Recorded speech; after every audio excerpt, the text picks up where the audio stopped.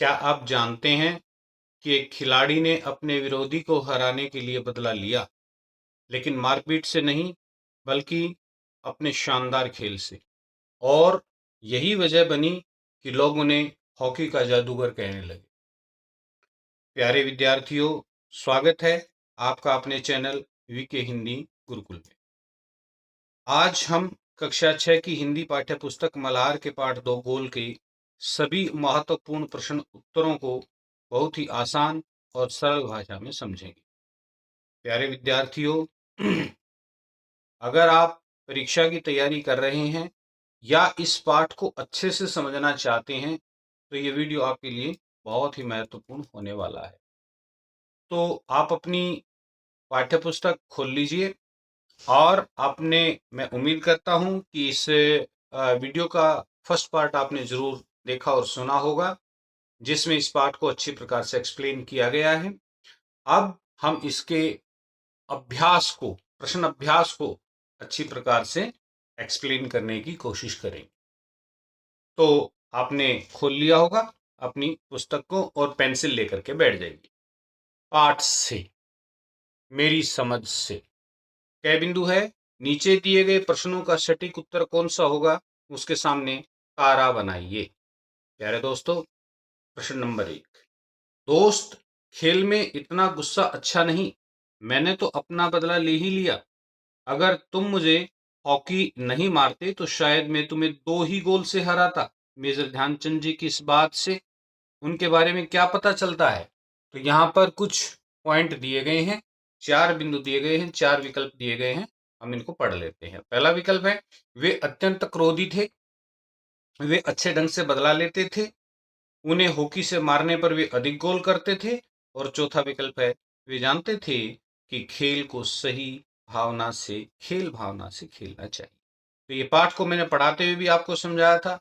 इसका चौथा विकल्प ही सही उत्तर है, तो उसी के सामने आप स्टार बना देंगे, तारा बना देंगे। अगला प्रश्न है, लोगों ने मेजर ध्यानचंद को हॉकी का जादूगर कहना क्यों शुरू कर दिया? तो इसके विकल्प हैं, उनके हॉकी खेलने के विशेष कौशल के कारण, उनकी हॉकी स्टिक की अनोखी विशेषताओं के कारण, हॉकी के लिए उनके विशेष लगाव के कारण, और चौथा विकल्प है उनकी खेल भावना के कारण। तो देखिए, इसमें स्पष्ट रूप से नजर आ रहा है कि लोगों ने मेजर ध्यानचंद को हॉकी का जादूगर उनके हॉकी खेलने के विशेष कौशल के कारण कहना शुरू किया था। विशेष कौशल यानी स्पेशल स्किल, हॉकी खेलने की स्पेशल स्किल उनके पास थी, इसलिए उनके हॉकी का जादूगर कहना शुरू किया था। 6 पॉइंट है। अब आप अपने मित्रों के साथ चर्चा कीजिए कि आपने ये उत्तर ही क्यों चुना। ही को निपात कहते हैं। यहां पर एक ऐसा अव्यय शब्द है जिसको निपात कहा जाता है। किसी बात पर विशेष जोर डालने के लिए निपात अव्ययों का उपयोग या प्रयोग भाषा में किया जाता है। ठीक है जी, इसके बारे में हम आगे डिस्कस करेंगे। तो इसका उत्तर क्या है? तो इसका उत्तर तो प्यारे बच्चों आपको स्वयं ही करना होगा अपने साथियों से चर्चा करके। मिलकर करें मिलान। पाठ में से चुन करके कुछ शब्द नीचे दिए गए हैं। अपने समूह में इन पर चर्चा करनी है और इन्हें इनके सही अर्थों या संदर्भों के साथ मिलाना है। इसके लिए आप शब्दकोश, इंटरनेट आदि की मदद ले सकते हैं। देखिए, यहां पर हम आपकी हेल्प करने के लिए बैठे हैं। तो देखिए, इसमें 2 कॉलम है। पहला है शब्द और दूसरा है अर्थ या संदर्भ। अब हमको कैसे मिलाना है, देखिए। लांस नायक शब्द जो कॉलम है उसमें फर्स्ट पॉइंट है लांस नायक। मैंने पार्ट को पढ़ाया था इस वीडियो के फर्स्ट पार्ट में, तो भी आपको बताया था। तो इसको पॉइंट नंबर सेकंड यानी कि 2 से मिला दीजिए, 2 से मिला दीजिए। ये भारतीय सेना का एक पद होता है, एक रैंक होता है। तो 1 को 2 से मिला दें, 1 को 2 से मिला दें। दूसरा बिंदु है बर्लिन ओलंपिक, तो इसको 4th पॉइंट से मिला देंगे। वर्ष 1936 में जर्मनी के बर्लिन शहर में आयोजित ओलंपिक खेल प्रतियोगिता हुई थी, जिसमें 49 देशों ने भाग लिया था। और वहां से हमारी पंजाब रेजिमेंट जो है, जिसके कैप्टन कौन थे? मेजर ध्यानचंद। वो क्या लेकर के आए थे? गोल्ड मेडल लेकर के आए थे। ठीक है जी। तो तीसरा पॉइंट है पंजाब रेजिमेंट। तो मैंने आपको बताया ही था पंजाब रेजिमेंट के बारे में भी, जब इसके वीडियो के फर्स्ट पार्ट में अगर आपने ध्यान से पढ़ा हो तो तीसरे बिंदु को आप फिफ्थ बिंदु से मिला देंगे। स्वतंत्रता से पहले अंग्रेजों की भारतीय सेना की एक टुकड़ी थी, इन्फेंट्री थी, पैदल सैनिक दल था, पंजाब रेजिमेंट। ठीक है। तो थर्ड पॉइंट को आप कितने से मिलाएंगे? 5 से मिलाएंगे। फोर्थ को 6 से मिलाएंगे, सैम्पर्स एंड माइनस टीम। तो जो ब्रिटिश कंपनी थी, ईस्ट इंडिया कंपनी थी, जिसने भारत पर राज कर रही थी, उसने भारत में उसकी ही एक ब्रांच कंपनी थी, उसका ही एक भाग था, क्या? सैम्पर्स एंड माइनस कंपनी, जो कि माइनिंग का काम करती थी भारत के अंदर।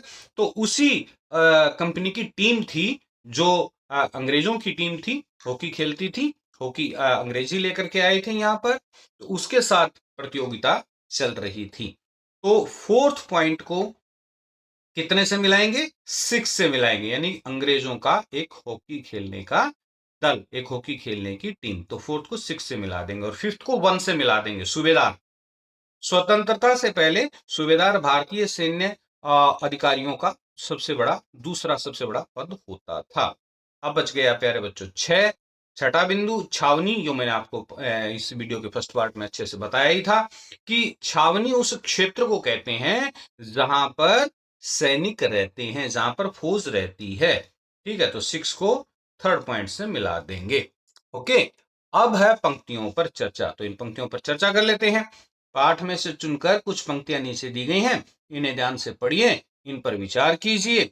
आपको इनका अर्थ समझ में आया, ऐसा पूछा जा रहा है, प्रश्नवाचक चिन्ह है। अपने विचार कक्ष में, अपने समूह में, अपने फ्रेंड्स के साथ साझा कीजिए और अपनी लेखन पुस्तिका में भी लिखिए, अर्थात इनको लिखना भी है आपको अपनी एक्सरसाइज नोटबुक में। तो पहला प्रश्न है, बुरा काम करने वाला आदमी हर समय इस बात से डरता रहता है कि उसके साथ भी बुराई की जाएगी। इसका उत्तर क्या होगा? ध्यान से समझिए और वीडियो को पॉज करके रोक रोक करके लिख लीजिए। यदि कोई व्यक्ति किसी को बुरा भला कहता, गलत व्यवहार करता या किसी भी प्रकार की चोट पहुंचाता है, तो उसे अपने अंतर्मन से ग्लानि का एहसास होता है। उसे ऐसा लगता है कि उसके साथ भी कभी न कभी कुछ न कुछ बुरा घटित होने वाला है। जिसका बुरा उसने किया है, वह भी किसी न किसी रूप में उससे बदला जरूर लेगा। जैसे ध्यानचंद जी जब पंजाब रेजिमेंट की ओर से सैम्पर्स एंड माइनस टीम के साथ खेल रहे थे, तो उनसे मुकाबला न कर पाने के कारण ईर्ष्या के वशीभूत होकर एक खिलाड़ी ने उनके सिर पर हॉकी स्टिक दे मारी।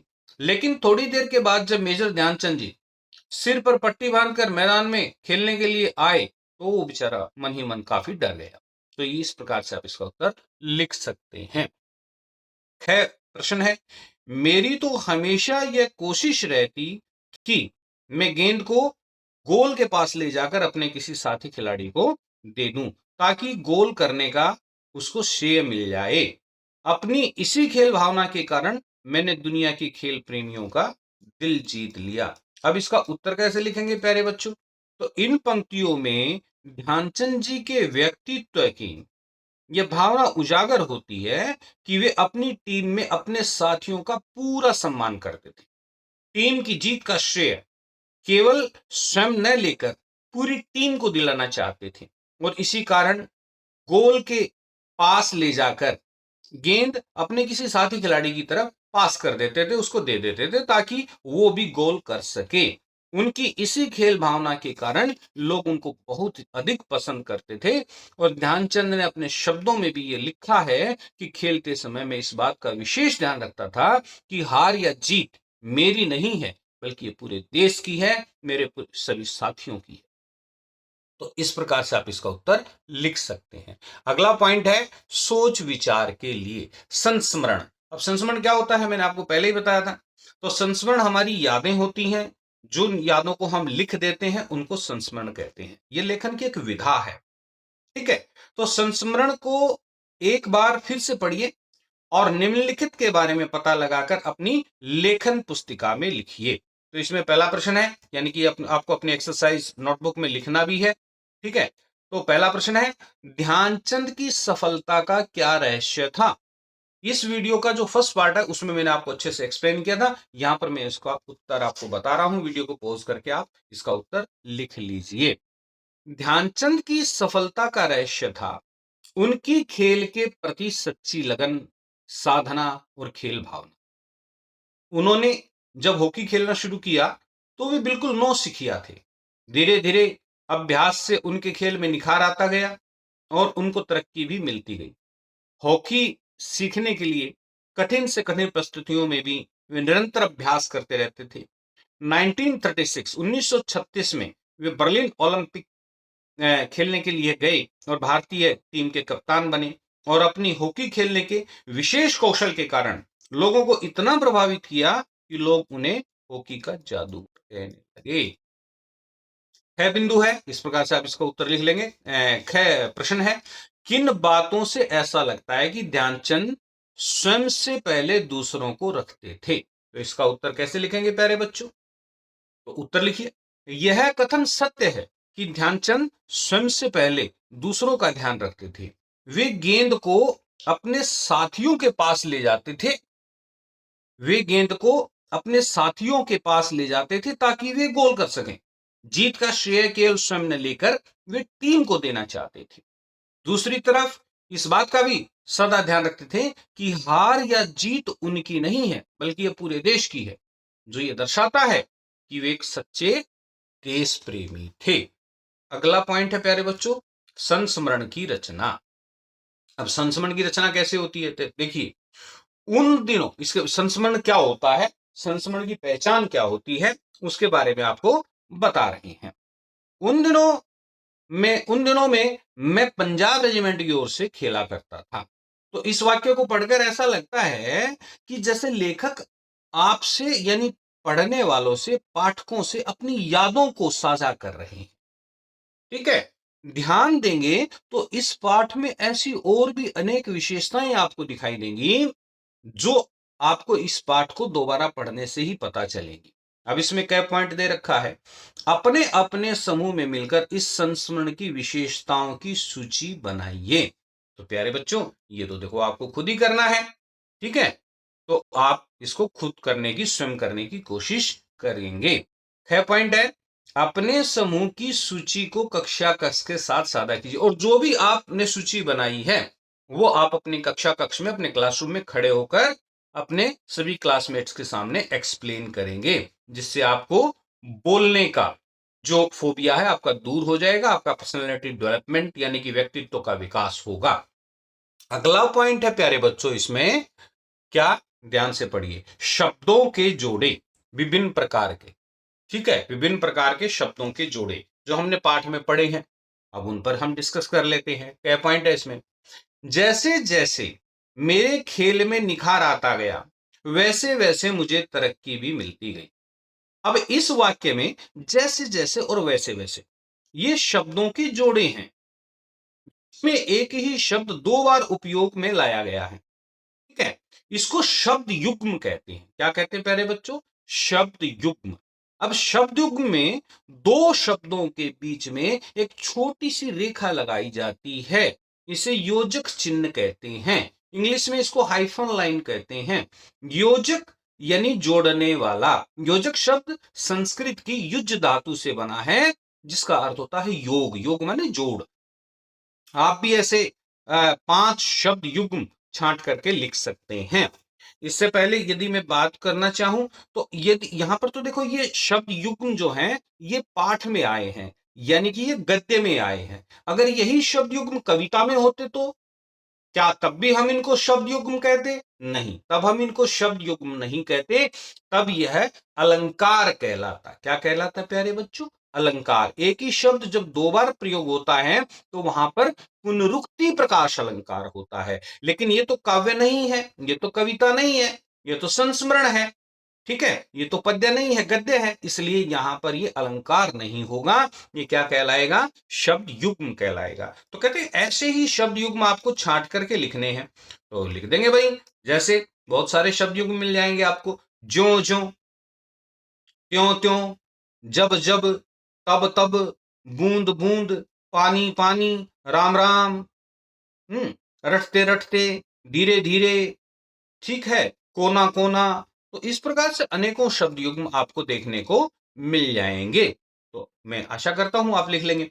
6 पॉइंट है, खेल के मैदान में धक्का मुक्की और नोक झोंक की घटनाएं होती रहती हैं। अब पेंसिल आप लेकर के बैठे हैं तो धक्का मुक्की को अंडरलाइन कर लीजिए, नोक झोंक को भी अंडरलाइन कर लीजिए। मैं जहां तक समझता हूं आपने कर लिया होगा। ठीक है, आगे चलते हैं। तो इस वाक्य में भी आपको दो शब्द युग्म दिखाई दे रहे हैं, लेकिन इन शब्द युग्मों के दोनों शब्द भिन्न हैं। पहले शब्द युग्म में क्या देखा था कि शब्द सेम टू सेम थे, लेकिन यहां पर शब्द अलग अलग है। जैसे धक्का मुक्की, तो शब्द युग्म तो यहां पर भी है, लेकिन शब्द अलग अलग है। धक्का अलग है, मुक्की अलग है, नोक अलग है, झोंक अलग है। ठीक है, ऐसे तो जैसे एक जैसे शब्द नहीं है यहां पर। आप भी ऐसे 5 शब्द युग्म अपने छांट करके लिख सकते हैं। जैसे मैं आपको बता देता हूं, रख रखाव, साज सज्जा, खान पान, टेढ़ी मेढ़ी, चाल चलन है। इस प्रकार से आप शब्द युग्म छांट सकते हैं जिनमें शब्द अलग अलग हों। इसका पॉइंट गए देख लीजिए, हार या जीत। क्या? हार या जीत। अब हार या जीत को अंडरलाइन कर लीजिए, मेरी नहीं बल्कि पूरे देश की है। आज मैं जहां भी जाता हूं, बच्चे व बूढ़े, तो बच्चे व बूढ़े को अंडरलाइन कर दीजिए। बच्चे व बूढ़े मुझे घेर लेते हैं। अब इसका उत्तर क्या है? हार या जीत मेरी नहीं बल्कि पूरे देश की है। आज मैं जहां भी जाता हूं, बच्चे व बूढ़े मुझे घेर लेते हैं।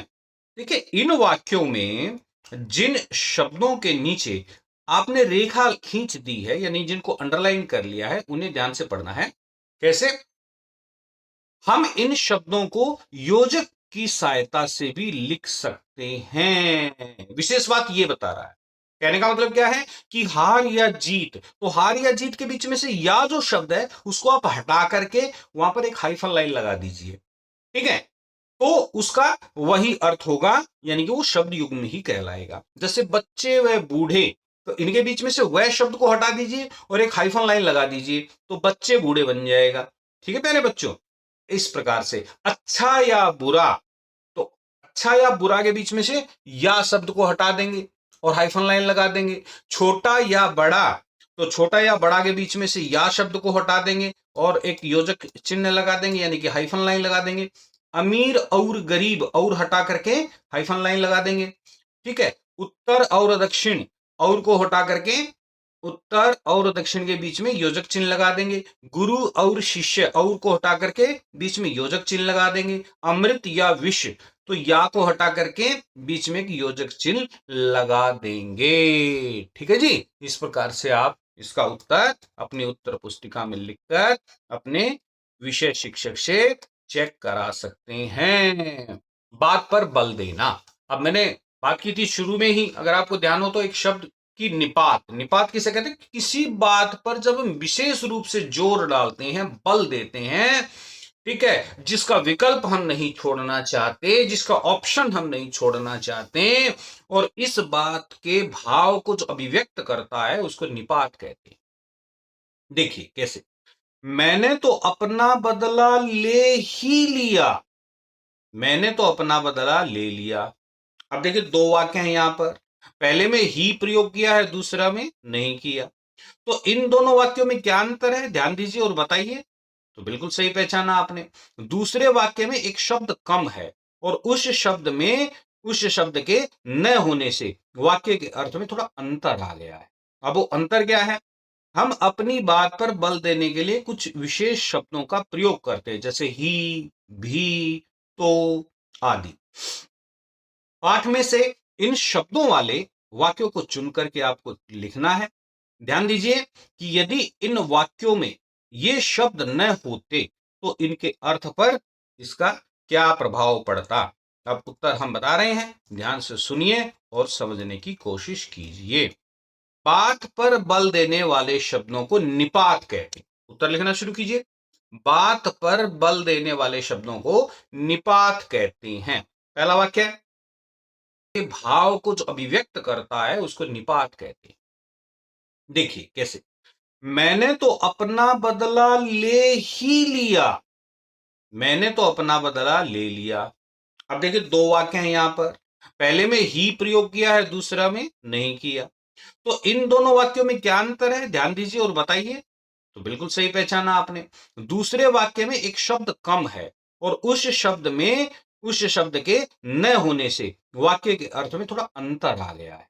अब वो अंतर क्या है, हम अपनी बात पर बल देने के लिए कुछ विशेष शब्दों का प्रयोग करते हैं, जैसे ही, भी, तो आदि। पाठ में से इन शब्दों वाले वाक्यों को चुन करके आपको लिखना है। ध्यान दीजिए कि यदि इन वाक्यों में ये शब्द न होते तो इनके अर्थ पर इसका क्या प्रभाव पड़ता। अब उत्तर हम बता रहे हैं, ध्यान से सुनिए और समझने की कोशिश कीजिए। बात पर बल देने वाले शब्दों को निपात कहते हैं। उत्तर लिखना शुरू कीजिए। बात पर बल देने वाले शब्दों को निपात कहते हैं। पहला वाक्य है, मेरे इतना कहते ही खिलाड़ी घबरा गया। ही को अंडरलाइन कर दो। दूसरा वाक्य, अब हर समय मुझे ही देखते रहना। ठीक है, ही को अंडरलाइन कर दीजिए। तीसरा, अगर तुम हॉकी नहीं मारते तो शायद मैं तुम्हें 2 ही गोल से हराता। यहां पर तो और ही दो निपात आ गए। चौथा, तो देखा आपने मेरा बदला लेने का ढंग। अब तो यहां पर फिर से आ गया निपात। पांचवा, उसके साथ भी बुराई की जाएगी। भी, पांचवें वाक्य लिखेंगे आप, यहां पर भी क्या आ गया, निपात आ गया। छठा, मैं जहां भी जाता हूं, भी बच्चे व बूढ़े मुझे घेर लेते हैं। सातवां, लगन, साधना और खेल भावना ही सफलता का सबसे बड़ा मूल मंत्र है। यहां पर भी ही निपात आ गया। तो यदि वाक्यों में ही, भी, तो आदि शब्दों का प्रयोग न किया जाए तो यह साधारण वाक्य के रूप में ले लेते हैं, सामान्य वाक्य के रूप में हम इनको ले लेते हैं।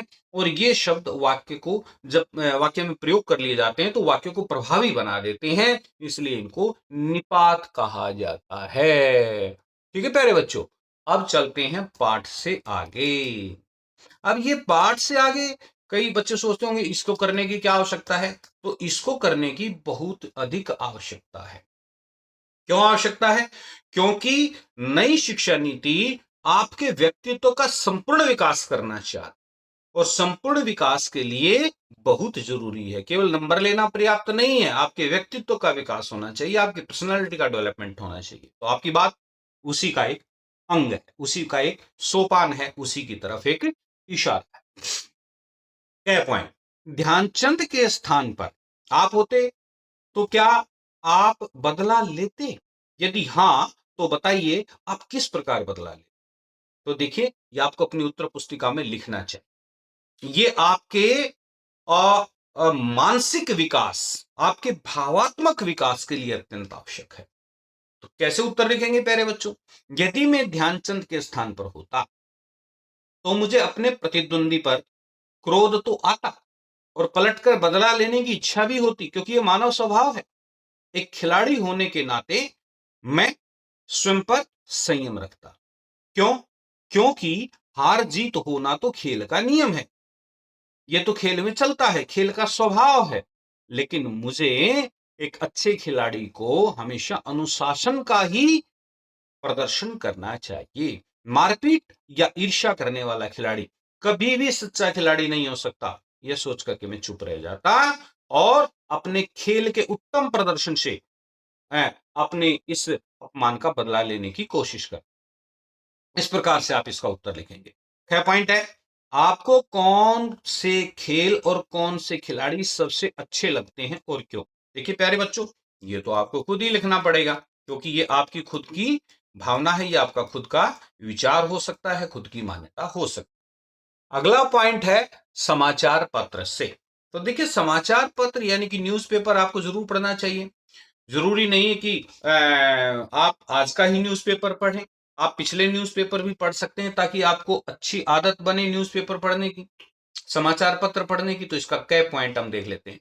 क्या आप समाचार पत्र पढ़ते हैं? समाचार पत्रों में प्रतिदिन खेल के समाचारों का एक पृष्ठ प्रकाशित होता है, अलग से होता है, एक पूरा पेज होता है किसी भी न्यूज़पेपर में, खेल पृष्ठ कहते हैं इसको। अपने घर या पुस्तकालय से, अपनी लाइब्रेरी से पिछले सप्ताह के समाचार पत्र आप ला सकते हैं, पुराने समाचार पत्र आप ला सकते हैं और अपनी पसंद का एक खेल समाचार पत्र, अपनी खेल समाचार अपनी लेखन पुस्तिका में लिखिए। ये लिखना है आपको, लेकिन इसमें आप दूसरा काम भी कर सकते हैं, प्रोजेक्ट वर्क भी कर सकते हैं। वो क्या रहेगा कि आप A4 साइज शीट लें और एक खेल समाचार पत्र में से काट लीजिए कैंची से और काट करके उस A4 साइज शीट पर चिपका दीजिए। तो इस प्रकार से उसको पढ़ें और अच्छे से उसको कट पेस्ट करके चिपका सकते हैं। ये आपका परियोजना कार्य में अच्छी प्रकार से काम आएगा। और इसमें इसका हेडिंग डाल देंगे समाचार लेखन, खेल समाचार लेखन। ख बिंदु है, मान लीजिए आप एक खेल संवाददाता हैं। संवाददाता क्या होता है बता रहे हैं, और किसी खेल का आंखों देखा प्रसारण कर रहे हैं, यानी कि उसका लाइव टेलीकास्ट कर रहे हैं। संवाददाता कौन होता है? रिपोर्टर होता है बेटा, जो समाचार पत्र को खबरें पहुंचाता है, जो लोगों तक समाचार पहुंचाता है, खबरें पहुंचाता है, न्यूज पहुंचाता है। मान लीजिए कहीं पर प्रतियोगिता हो रही है, खेल प्रतियोगिता हो रही है, टूर्नामेंट हो रहे हैं, तो वहां पर जाकर के उसकी वीडियोग्राफी करता है और उस पर एक रिपोर्ट तैयार करता है और मीडिया के माध्यम से लोगों तक पहुंचाने की कोशिश करता है। अपने समूह के साथ मिलकर कक्षा में उस खेल का आंखों देखा हाल प्रस्तुत कीजिए। आंखों देखा हाल का मतलब होता है लाइव टेलीकास्ट, यानी कि कमेंट्री। उस पर जो कमेंट्री आपने जैसे वीडियो वगैरह आप देखते होंगे, गेम देखते होंगे, आप क्रिकेट का खेल देखते होंगे, तो उसमें पीछे दो आदमी एक हिंदी में और इंग्लिश में बोलते रहते हैं, बात करते रहते हैं, कमेंट्री सुनाते हैं, यानी कि उसका आंखों देखा हाल सुनाते हैं। तो इस कार्य में आप आकाशवाणी माने रेडियो, दूरदर्शन माने टेलीविजन पर प्रसारित होने वाले खेल प्रसारणों की कमेंट्री की जो शैली है, उसका जो तरीका है, उसका उपयोग कर सकते हैं। बारी बारी, अब बारी बारी में भी देखिए शब्द युग्म का प्रयोग हो गया है, ठीक है, बीच में योजक चिन्ह लग गया है। बारी बारी से प्रत्येक समूह कक्षा के सामने डेस्क पर, कुर्सियों पर बैठ जाएगा और 5 मिनट के लिए किसी खेल के सजीव प्रसारण की कमेंट्री का अभिनय करेगा, नाटक करेगा। ये बहुत ज्यादा जरूरी है। ये इस प्रकार का एक आयोजन आपको अपनी कक्ष में, अपने क्लासरूम में करना चाहिए, अपने टीचर्स के साथ मिलकर, और टीचर को भी करवाना चाहिए। नोट, मनोरंजन या बौद्धिक भाग विद्यार्थियों को, ये देखिए ये आपको स्वयं करना है, ठीक है जी, बिल्कुल। अच्छा जी, आगे चलते हैं। डायरी का आरंभ। अब डायरी क्या है प्यारे बच्चों? डायरी लेखन। डायरी लेखन एक बहुत ही महत्वपूर्ण बिंदु है। इंग्लिश में भी आता है डायरी राइटिंग, हिंदी में भी आता है डायरी लेखन। आने वाली कक्षाओं में भी आपको पढ़ना पड़ेगा डायरी लेखन, ठीक है। कार्यालय हिंदी में या कामकाजी हिंदी में इसका प्रयोग होता है। तो देखिए कुछ लोग प्रतिदिन थोड़ी थोड़ी बातें, छोटी छोटी बातें जो उनके जीवन में घटित होती हैं, वो किसी न किसी स्थान पर लिख लेते हैं। जो वे सोचते हैं या जो उनके साथ उस दिन अच्छा हुआ या बुरा हुआ या जो उन्होंने देखा, उसे वो ईमानदारी से ज्यों का त्यों लिख लेते हैं या टाइप कर लेते हैं। इसे डायरी लिखना कहते हैं। क्या आप भी अपने मन की बातों और विचारों को लिखना चाहते हैं? यदि हाँ, तो प्यारे बच्चों आज से इसकी शुरुआत कर दीजिए। इसके लिए कुछ पॉइंट यहां पर दे रखे हैं। उन पॉइंट्स को आप ध्यान से देखेंगे और आपको डायरी लिखना यहां पर लेखक सिखा रहा है। आप जहां लिखेंगे वो माध्यम चुन लीजिए, ठीक है। यानी डायरी में लिखना है, किसी नोटबुक में लिखना है, या ऑनलाइन लिखना है, आप किसी, या आपको अपनी वेबसाइट बना करके लिखना है, किसी पुस्तिका में या ऑनलाइन मंचों पर आप कहीं पर भी लिख सकते हैं। दूसरा बिंदु है, आप प्रतिदिन कुछ दिनों में एक बार या जब कुछ लिखने का आपका मन हो तब आप लिख सकते हैं। ऐसा नहीं कि आप बंद गए हैं, आपको प्रतिदिन डायरी लिखनी ही है, नहीं, जिस दिन मन हो उस दिन लिखिए, या साप्ताहिक लिखिए, संडे वाले दिन लिखिए, रविवार के दिन लिखिए। पूरे सप्ताह की डायरी आप लिख सकते हैं, साप्ताहिक डायरी लिख सकते हैं, ठीक है। अगला बिंदु है, देखिए शब्दों या वाक्यों की इसमें कोई सीमा नहीं है, चाहे 2 वाक्य हों, 2 पृष्ठ हों, कितनी भी आप बड़ी छोटी लिख सकते हैं, इसमें कोई लिमिटेशन नहीं है। इसमें शब्दों की भी कोई सीमा नहीं है। कोई स्पेलिंग्स का ध्यान मत दीजिए कि मेरी स्पेलिंग्स मिस्टेक हो रही हैं, मुझे ठीक से वाक्य बनाना नहीं आता, मेरी राइटिंग खराब है, इस प्रकार की बातें दिमाग में से निकाल दीजिए, क्योंकि डायरी आपकी अपनी है। व्यक्तिगत है, आपकी पर्सनल है, उसको कोई पढ़ने वाला नहीं है, वो आपने ही पढ़ना है, दूसरा कोई भी नहीं पढ़ेगा। बस डेट डालिए और लिखना शुरू कर दीजिए, और जब लिख चुके हो, कितना भी लिखिए, 1 वाक्य, 2 वाक्य, 10 वाक्य, 2 पृष्ठ, कुछ भी लिखिए और नीचे अपने सिग्नेचर कर दीजिए, ठीक है। हाँ, भाषा जरूर सुंदर होनी चाहिए। सुंदर से मतलब ऊटपटांग गाली गलोच वाले शब्द या इस प्रकार के शब्द जो अरोचक हों या अनुचित हों या असामाजिक हों, इस प्रकार के शब्दों का प्रयोग आपको नहीं करना है। आगे चलते हैं बच्चों। आज की पहेली, पहेली क्या है? यहां एक रोचक सी पहेली दी गई है, फोटो आपको दिख रहा होगा, ठीक है, आपके पुस्तक के अंदर। तो इसमें आपको 3 खिलाड़ी दिखाई दे रहे हैं। आपको पता ये लगाना है कि कौन सा खिलाड़ी के द्वारा गोल किया जाएगा। अब पेंसिल आप लेकर के बैठे हैं, ठीक है, आप मिला करके देख लीजिए। तो मुझे ऐसा लगता है कि तस्वीर के अंदर, पिक्चर के अंदर, चित्र के अंदर जो राइट हैंड साइड कोने में, कॉर्नर में जो लड़की है, जिसने नीले रंग की स्कर्ट और संतरी रंग का टी शर्ट पहना हुआ है, ठीक है, शायद उसकी बॉल सीधी सीधी गोल में जाएगी। वैसे आप मिला करके देख लीजिए, ठीक है। अगला बिंदु है झरोखे से। तो आप भारत के राष्ट्रीय खेल हॉकी के बारे में बहुत कुछ जानते होंगे, यानी कि भारत का नेशनल गेम क्या है? हॉकी, ये आपको पता चल गया, ठीक है। हॉकी के बारे में आप बहुत कुछ जानते होंगे। जब हम हॉकी जैसे किसी अनोखे खेल के बारे में पढ़ेंगे, ठीक है, जिसे आप जैसे लाखों बच्चे अपनी गली मोहल्लों में खेलते हैं, तो इस खेल का क्या नाम है? आज के खेल का नाम है डांडी या गोथा। डांडी या गोथा नागालैंड में और उधर के जो 7 सिस्टर्स के जो स्टेट्स हैं, उनकी जो ट्राइबल्स हैं, भील जाति वहां पर रहती हैं, जंगली जातियां, ठीक है, उनके बच्चे जो हैं इस डांडी गोथा नामक खेल को खेलते हैं। तो इसके बारे में हम चर्चा करते हैं। ये भील बच्चों का खेल है डांडी और गोथा, ठीक है। डांडी और गोथा, इसको ध्यान से सुनना है, ये जनरल नॉलेज का बहुत ही महत्वपूर्ण क्वेश्चन है, यूपीएससी तक पूछा जाता है, ठीक है। तो खेलने की जो है, खेलने के लिए प्रयोग की 2 चीजें प्रयोग की जाती है, क्योंकि बांस वहां पर बहुत ज्यादा होता है। तो बांस की जो 2 पोरी होती हैं, उनके बीच में जो बांस की पोरी, बांस की जो होता है, उसके बीच में जो पोरी होती है, उसकी गांठ होती है। तो इधर से और उधर से दोनों साइड से बांस की पोरी को काट के उसकी गांठ निकाल लेते हैं बच्चे, और उसको घिस के कुछ गोल गोल बना लेते हैं, तो वो हो गई बॉल। और बांस का एक ऐसा डंडा जंगल में से काट करके लाते हैं जो एक तरफ से एल साइज में मुड़ा हुआ हो, कुछ कुछ एल साइज में मुड़ा हुआ हो, ठीक है। तो वो हॉकी की तरह उसको प्रयोग करते हैं, ठीक है। तो डांडी और गोथा, डांडी किसको कहते हैं? उस डंडे को जो कि आगे से एल शेप में मुड़ा हुआ है, और गोथा वो बांस के ही उस लकड़ी से, बांस, बड़े बांस से ले लिया जाता है, उसके बीच की गांठ को काट के गोल बना लिया जाता है। तो बांस के खेल सामग्री क्या हुई बच्चों? बांस के गुट्टे की गेंद, जिसको दुईत कहते हैं। गोथा यानी अंग्रेजी के एल अक्षर की तरह नीचे की तरफ मुड़ी हुई बांस की डंडी। और इसकी मार्किंग कैसे करते हैं प्यारे बच्चों? तो राख से करते हैं। हम तो चूना से करते हैं, चूने मिट्टी से करते हैं, जो कि सफेद रंग की होती है। मैदान में आपने देखा होगा सफेद सफेद लाइन, वो चूना होता है। लेकिन उन लोगों के पास चूना नहीं है, तो वो घर में से राख ले आते हैं। राख क्या होता है? जो लकड़ी जला दी जाती है, घर में चूल्हे में गांव है तो लकड़ी जलाते हैं, तो राख बच जाती है, राख से मार्किंग कर लेते हैं, खेल के मैदान का सीमांकन कर लेते हैं, और बीच में वृत्त बना लेते हैं, घेरा बना लेते हैं, और बीच में एक लाइन बना लेते हैं, उस मैदान को 2 भागों में जो डिवाइड करती है, ठीक है। अब यहां पर गोल पोस्ट तो होता नहीं है, तो इसके मुख्य बिंदु क्या रहे? तो यहां पर दे रखे हैं, कौन कौन से, कि इस गेम में, इस मैच में, डांडी गोथा में कम से कम कितने विद्यार्थी होने चाहिए? 2-2 खिलाड़ी तो होने ही चाहिए। दूसरा, टॉस करना, तो जो भी टॉस जीता वो खेल शुरू कर देता है। तीसरा बिंदु क्या है?